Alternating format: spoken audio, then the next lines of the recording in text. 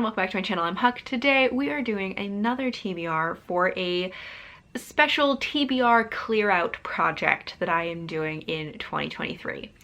So in 2021, I made a special, like a particular push to get off of my shelves anything that I had bought before 2020, because I didn't want to have books on my shelf that had been just sitting there for years, because I just don't like that. I also, like, as books sit on my shelves longer, I just lose interest and it becomes less and less likely that I will actually read them. So I kind of need to just get things off of my shelf. I also like to, keep things rotating on my shelf so that my TBR shelf continues to be something that I am excited about, something that reflects my current reading taste as it changes over time.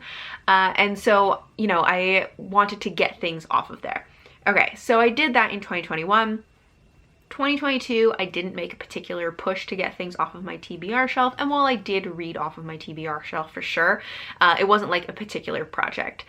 2023, we're back to doing a project of getting things off of my TBR shelf. Specifically, I want to get things off of my shelf that I bought in 2020, because those are now the oldest books on my shelf, or like the books that I have had on my physical TBR the longest. And so I want to get those off my shelf. When I say get them off my shelf, that means that I can either read the book, I can DNF the book, or I can decide I'm no longer interested in it and just unhaul the book.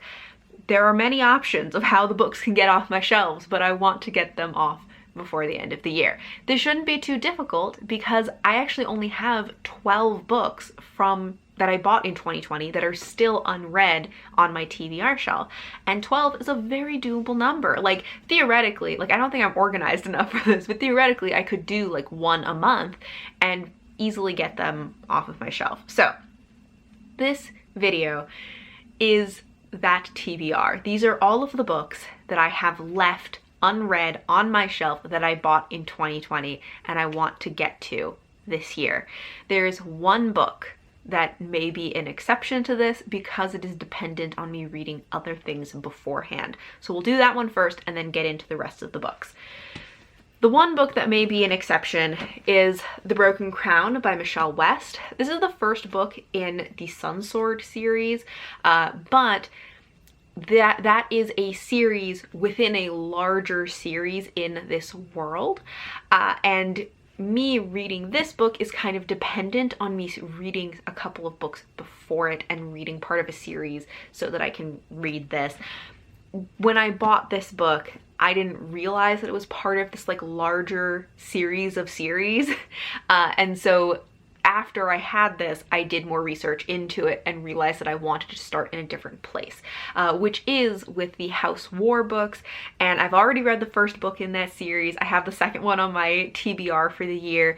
So I would need to read the second and third book in the House War series before being able to get into the Sunsword books. So this is the only one that may be an exception to this because it is dependent on me reading the other books before this. Okay. Now, the rest of these are in no particular order. They're just stacked next to me, so we're kind of going like smallest to largest. All right, next is Mythago Wood by Robert Holdstock. This is about a man who finds a magical wood, and I think it is considered kind of a fantasy classic, especially if you are looking for things that have like forest vibes in them. This book always comes up, and so that's why I really wanted to give this book a try. So I haven't really gotten around to it because since buying it, I heard some things about it that made me question whether I was actually going to like it, but it does promise forest vibes, so I still want to give it a try. Then I have Parable of the Sower by Octavia Butler. I've read a couple of different books from Octavia Butler, and I've had some mixed experiences with them. I mean, I think Octavia Butler is a great author. Some of her books have worked for me, some of them have not. But I do want to read more from her, and especially this series, because I've heard such great things about it. I also have heard, though, that this has some events in it that are like eerily similar to things that are happening now. And there are just certain events in this that I've been like, oh, I don't know. I don't know if I'm like mentally prepared to read a fiction book that is like so similar to the terrible things that are happening in the real world. And also knowing Octavia Butler's work, like her books are great, but they are often very heavy, very difficult to read, really like the characters going through these incredibly harrowing experiences.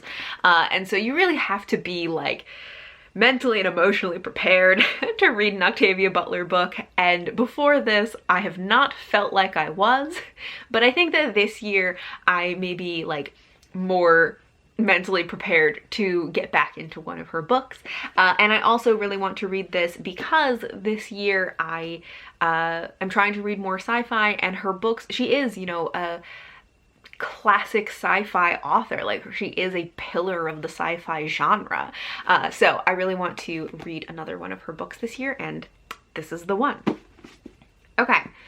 Another actually sci-fi book that I have that I've been wanting to get to is Riot Baby by Tochi Onyebuchi. I've heard really great things about it. This is one that I don't want to know too much about it, but I do think it is a dystopian, and it says that it is rooted in the hope that can live in anger. Riot Baby is as much an intimate family story as a global dystopian narrative. It burns fearlessly toward revolution and has quietly devastating things to say about love, fury, and the Black American experience. So it just sounds like it's going to be a really interesting and thought-provoking story. And that is, I think, the kind of sci-fi that I am most interested in reading, is the kind of like thoughtful sci-fi. Next up, we have Tigana by Guy Gavriel Kay, which, like, I've been trying to get myself to read a Guy Gavriel Kay book for at least 2 years now, maybe 3. I guess 2020, 21, and 22, so 3 years now, because I bought this in 2020. And I just like haven't been able to get myself to actually read one of his books. I have 2 of them now. I got Tigana, and then I heard that maybe this isn't the best place to start, and that you should actually start with The Lions of Al-Rassan, so I have that book too. And I'm determined to read one of them this year. Although maybe I'll end up reading 2 if I think that I should start with Lions of Al-Rassan, but I also want to read this year, then maybe I have to read both of them this year. I don't know. I actually don't remember too much about what this is about. It is historical fantasy, I think, set in, is it like Renaissance Spain or something like that. I think that it has something to do with memory, which is something that intrigues me. I just need to read a Guy Gavriel Kay book eventually, and I need to get this one off of my shelf, so I guess I need to either read this or read the other one and figure out if I want to read this or if I can just unhaul it. I don't know. Then next up is The Passion of Dulce by Julie Berry. This is YA historical fiction. I believe we're following a girl in the medieval period who is being hunted down for heresy because she believes that she is in communication with God, and God is giving her like healing powers. I think that's what this is about. So you know, it has some elements of healing. I don't know if she actually has healing powers, but I enjoy healing and healers in books, so that's kind of what initially drew me to this. Then, speaking of healers, actually, I have Priestess of the Forest by Ellen Everett Hopman. This is, I don't know, historical fiction, historical fantasy about a priestess. It's called Priestess of the Forest, a Druid Journey. I think she is also a healer. I need to read this at some point. I have Isle of Winds by James Fay, which is book 1 of the Changeling series. I think this is actually middle grade fantasy about a little boy who is staying with his grandmother and finds an entrance to the fairy world. So it just sounds like it's going to be a fun one. So another one that I just need to make an intentional effort to read more of these, like the few books that I have that are either indie published or self-published. Okay, next up I have Freshwater by Akwaeke Emezi. This book, I have heard very mixed things about it. Mostly I have heard really great things about it, but I also have heard that it's not a book that's for everyone. Like, it is a very unusual book in the subject matter, in the storytelling devices, but the people who love it, love it. And so I really want to give it a try and see where I land on it. But I've heard from people that you kind of shouldn't know too much about it going into it, so I'm going to take their advice and not reread the description of it. Okay, next up is a historical fiction, which is The Forever Queen by Helen Hollick. This is set in Saxon England, 1002, and it is about a queen who at different periods in her life I think she was married to different kings, and I think her son eventually goes on to become a king as well. So it's another book that is about a woman in history who may not get as much attention, but this one is kind of focusing on her story and her experience as a influential woman in history. Honestly, I mostly picked this up because the cover reminded me a lot of the cover of The Lost Queen by Signe Pike, at least the paperback edition, which I love The Lost Queen, and so I picked this up. Is that a good way to choose books? Maybe not. So I'm gonna have to read this book and find out if that method worked. Then I have another fantasy, which is The One Kingdom by Sean Russell. This is a HarperCollins title, and the HarperCollins Workers Union is still on strike to get a living wage. So in the description, there are links to the union's social media accounts and also links to different ways to support the union. There are lots of ways to support them, so please do check those out. This is a book that I initially picked up because I saw Chris from Chris Bookish Cauldron talk about this series, and he really loved it, and we have some definite overlap in our reading taste, and he always makes everything sound so interesting. So I picked this one up, and I need to finally get around to reading it and finding out if I also love it. All right, and then the final book on this list is Greenwood by Michael Christie. This is maybe like literary sci-fi-ish, I don't know. It's kind of a mix of things, because in this you're following multiple generations of one family, and so some of those are in the past and some of them are in the future.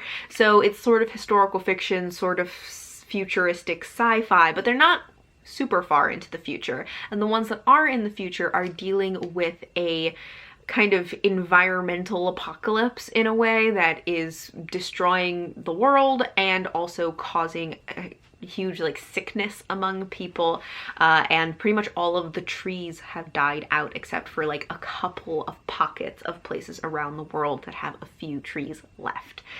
So this is following generations of this family and their relationship to this specific set of trees that in the future is one of the few, the only trees left in existence.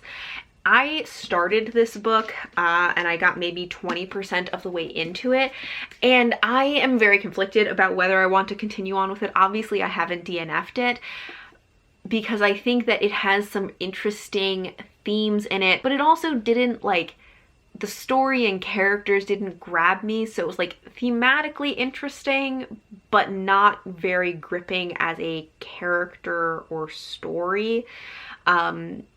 So I don't know, this is one that I'm maybe most conflicted about because I have started it and put it down and then haven't come back to it in like 2 years.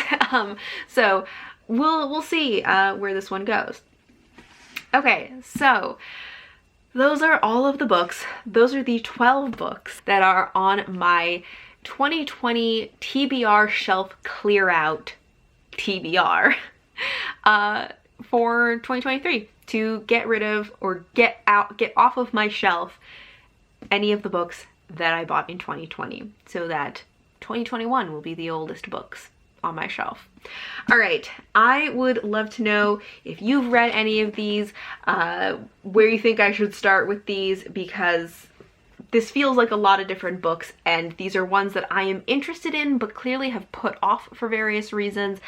So would love to know if you have thoughts on where I should start with these. But thank you all for watching, and until next time, bye!